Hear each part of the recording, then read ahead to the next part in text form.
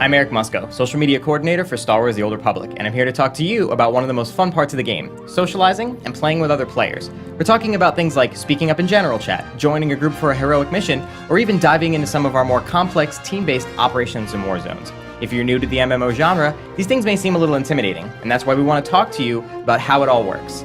Honestly, we think that playing with other people is a part of the experience that you don't want to miss. Whether it's with real-world friends or people you've met in the game, socializing is a key part of the Old Republic experience.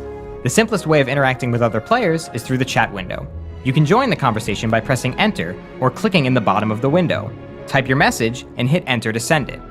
You'll find this is a great way to ask for advice when you're stuck, to ask for help in facing a powerful enemy, or to look for a group to play through a flashpoint. You'll notice the word General appears next to the message you're typing. This is the name of the current chat channel, but there are several others as well, each with its own purpose.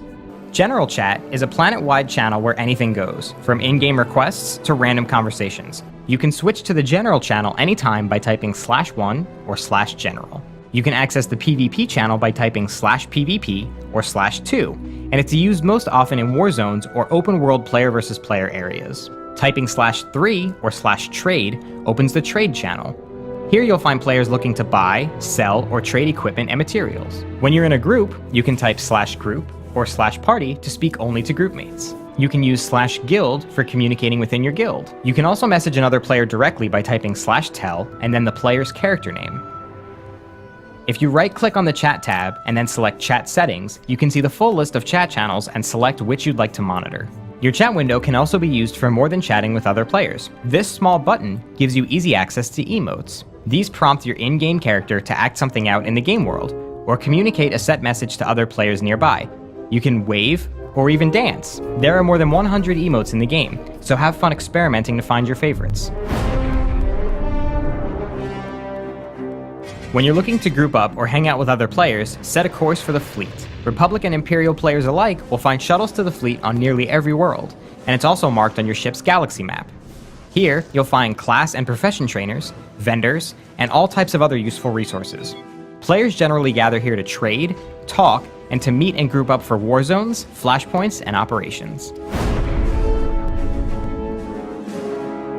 Grouping up is something you'll definitely want to do at some point in the Old Republic.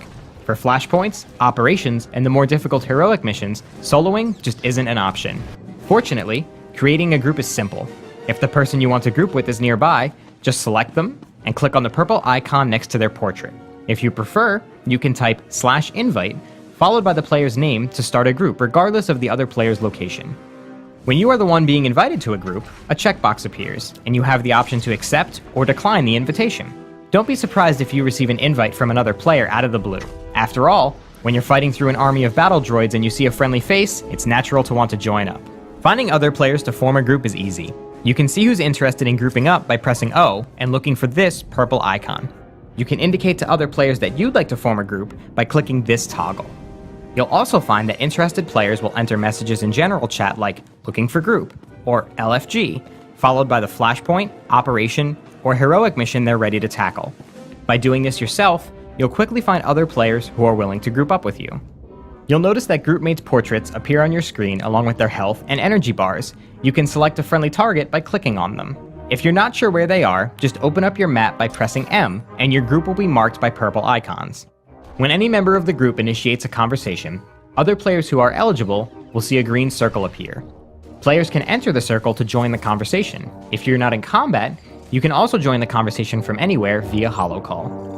Once you're in a group conversation, you and your groupmates will each be able to select your own dialogue options. When a dialogue option is chosen in a group conversation, a random number is generated, and the character who wins the role will respond.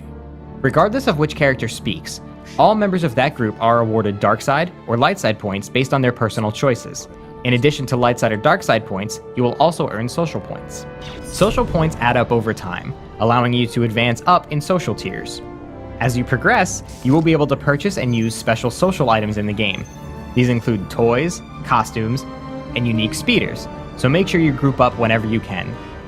Grouping up is a lot easier when you add other players to your friends list. The game will prompt you to add your current group to your friends list when you complete a mission. but you can add a friend at any time by right-clicking their portrait and choose the option in the Additional Commands submenu. This will allow you to see when your friends log on, or quickly see who's online by pressing O to bring up the Friends window.